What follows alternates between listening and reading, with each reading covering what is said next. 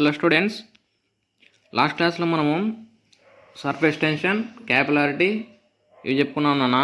ఇప్పుడు చూడండి, ఈరో క్లాస్లో మనము కంప్రెసిబిలిటీ అండ్ బల్క్ మాడ్యులస్ అంటే ఏంటో చదువుకున్నాం. Okay, compressibility and bulk modulus. Okay, first compressibility bulk modulus అర్థం అవ్వాలంటే ఫస్ట్ నేను ఒక ఎగ్జాంపుల్ తీసుకున్నాను అన్న. ఆ ఎగ్జాంపుల్ ఏంటంటే, జస్ట్ నేను ఒక సిలిండర్ తీసుకున్నాను. ఓకే, ఒక సిలిండర్ తీసుకున్నాను.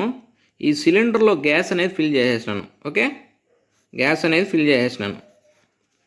గ్యాస్ ఫిల్ చేసేసి ఈ గ్యాస్ అనేది బయటికి పోకుండా దీన్ని ఒక పిస్టన్ అనేది అరేంజ్ చేసి సెట్ చేసినాను. గ్యాస్ అనేది బయటికి వెళ్ళిపోకుండా పిస్టన్ అనేది అరేంజ్ చేసినాను. ఒక సిలిండర్ తీసుకొని సిలిండర్లో గ్యాస్ ఫిల్ చేసేసి ఆ గ్యాస్ అనేది బయటికి వెళ్ళిపోకుండా పిస్టన్ అనేది అరేంజ్ చేసినాను. ఓకేనా, పిస్టన్ అంటే జస్ట్ లైక్ ఒక క్యాప్ అనుకోండి.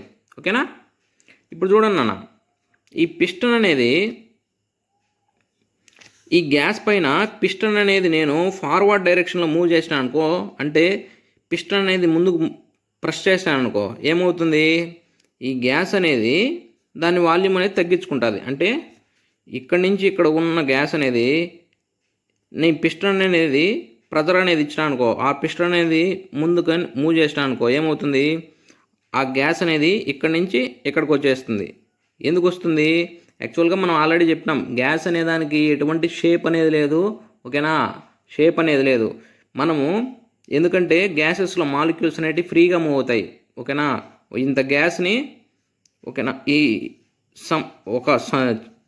ఇక్కడి నుంచి ఇక్కడ వరకు ఉన్న గ్యాస్ని ఇక్కడి నుంచి ఇక్కడ వరకైనా పట్టించవచ్చు, ఇక్కడి నుంచి ఇక్కడ వరకైనా పట్టించవచ్చు. అంటే గ్యాసెస్ మాలిక్యూల్స్ అనేవి ఫ్రీగా మూవ్ అవుతాయి ఉంటాయి కాబట్టి మనం ఎంత ప్రెస్ చేసినా అవి కన్సైజ్ అయిపోతూ ఉంటాయి తప్పితే బయటికి ఏమి ఎస్కేప్ కావు.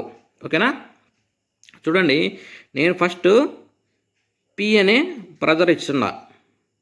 ఓకే, గ్యాస్ వాల్యూమ్ ఎంత, గ్యాస్ వాల్యూమ్ వచ్చి వి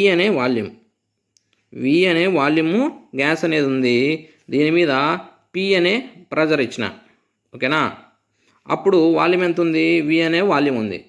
నెక్స్ట్ ఏం చేశాను, ఈ పి అనే ప్రెజర్కి ఈ పి అనే ప్రెజర్ని నేను ఏం చేశానంటే ఇంక్రీజ్ చేసిన.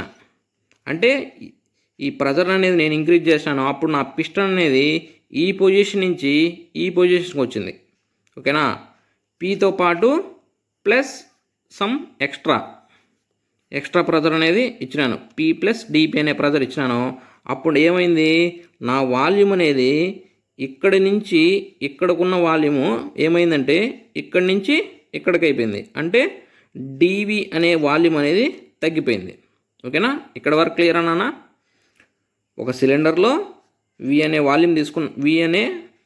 వాల్యూమ్ గ్యాస్ తీసుకున్నాను. అప్పుడు ప్రెజర్ ఎంత ఉంది, పి అనే ప్రెజర్ ఉంది.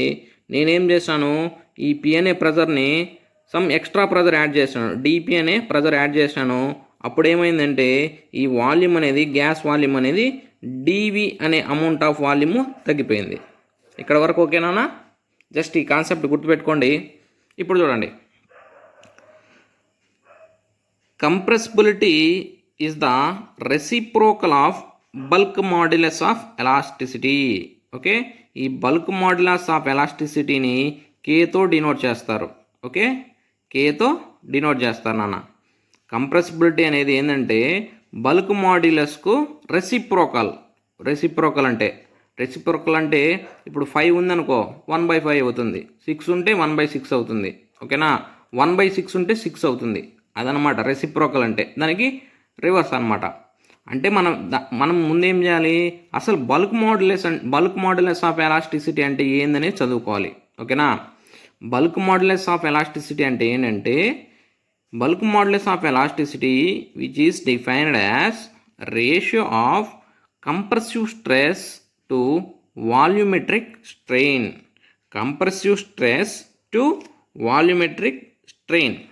యాక్చువల్గా ఇది ఇంజనీరింగ్ మెకానిక్స్లో ఎలా చెప్తారంటే సిగ్మా అంటే కంప్రెసివ్ స్ట్రెస్ కాబట్టి సిగ్మా సి అనుకున్నాను. నెక్స్ట్ వాల్యూమెట్రిక్ స్ట్రెయిన్ అన్నారు. వాల్యూమెట్రిక్ స్ట్రెయిన్ అంటే change in volume by original volume. ఇది ఇంజనీరింగ్ మెకానిక్స్ టర్మ్లో. కానీ ఇక్కడ మన స్ట్రెస్సెస్ అనేటివి ఏ విధంగా ఉన్నాయి? In the form of pressure. ఓకేనా, ఇన్ ద ఫార్మ్ ఆఫ్ ప్రెజర్లో ఉన్నాయి. అర్థమైందా? ఓకే, ఇది నాన్న. దీనికోసం మనము ఈ ఎగ్జాంపుల్ అనేది తీసుకున్నాం. ఓకే, స్ట్రెస్సెస్ అనేటివి ప్రెజర్ ఫామ్లో ఉన్నాయి. చూడండి, consider A cylinder fitted with a piston as shown in the above. చూడండి, ఒక సిలిండర్కి పిస్టన్ అనేది అరేంజ్ చేస్తాను. Okay, next let V is equal to volume of A gas enclosed in the cylinder. అంటే V అనే దాన్ని ఏమనుకున్నాను, ఈ సిలిండర్లో ఉన్న ఎంతైతే వాల్యూమ్ ఆఫ్ గ్యాస్ ఉందో దాన్ని V అనుకున్నాను. Okay, next P is equal to pressure of gas when volume is V. Okay, V అనే వాల్యూమ్ ఉన్నప్పుడు ప్రెజర్ ఎంత ఉంది? P అనే ప్రెజర్ ఉంది. ఓకేనా, next let the pressure is increased to P plus DP. Pressure అనేది P plus DP అనేదాన్ని increase చేశాను. అంటే ప్రెజర్తో పాటు ఎక్స్ట్రా DP అనే ప్రెజర్ ఇంక్రీజ్ చేశాను. అప్పుడు ఏమైంది? The volume of gas decreases from V to V minus DV. అంతే కదా నాన్న? ప్రెజర్ అనేది P ప్లస్ DP ఇచ్చినప్పుడు, అంటే ఈ పిస్టన్ని నేను ముందుకు ఫార్వర్డ్గా మూవ్ చేసినప్పుడు ఏమవుతుంది? దీని వాల్యూమ్ అనేది తగ్గిపోతుంది. ఓకేనా, అంతే కదా? ఇప్పుడు మన మీద ఏదైనా లోడ్ పడినప్పుడు మనం ఏమవుతాం? అణిగిపోతాం. అదేవిధంగా ఈ గ్యాస్ కూడా డిక్రీజ్ అయింది, వాల్యూమ్ని తగ్గించుకునింది. ఎంత వాల్యూమ్ తగ్గించుకునింది? V మైనస్ DV అనే వాల్యూమ్కు వచ్చేసింది. ఓకేనా, ఓకే, నెక్స్ట్ ఇప్పుడు చూడండి, V నుంచి V మైనస్ DV వాల్యూమ్కి వచ్చేసింది. ఇప్పుడు దెన్ ఇంక్రీజ్ ఇన్ ప్రెజర్ ఎంత నాన్న? ఇంక్రీజ్ ఇన్ ప్రెజర్ ఎంత? ఫస్ట్ P అనే ప్రెజర్ ఉంది, నేను DP అనే ప్రెజర్ని ఇంక్రీజ్ చేశాను. అంటే ఇంక్రీజ్ ఎంత వచ్చింది? DP అనే ఇంక్రీజ్ వచ్చింది. నెక్స్ట్ DP అనే ప్రెజర్ ఇంక్రీజ్ చేసినప్పుడు డిక్రీజ్ ఇన్ వాల్యూమ్ ఎంత వచ్చింది? DV అనే వాల్యూము వచ్చింది. ఓకేనా, DV అనే వాల్యూము డిక్రీజ్ వచ్చింది. ఇప్పుడు వాల్యూమెట్రిక్ స్ట్రెయిన్ ఏమవుతుంది నాన్న? వాల్యూమెట్రిక్ స్ట్రెయిన్ అంటే change in volume by original volume. Change in volume by original volume అంటే DV బై V. ఇక్కడ నెగిటివ్ సైన్ చూపించినాం. నెగిటివ్ సైన్ ఎందుకు చూపించినామంటే మనం ప్రెజర్ అప్లై చేయడం వల్ల వాల్యూమ్ అనేది తగ్గింది కాబట్టి నెగిటివ్ సైన్ చూపించినాం. ఓకేనా, చూడండి, negative sign means the volume decreases with increase of pressure. Pressure పెంచడం వల్ల వాల్యూమ్ తగ్గిపోయింది కాబట్టి మనము నెగిటివ్ సైన్ అనేది చూపించినాం.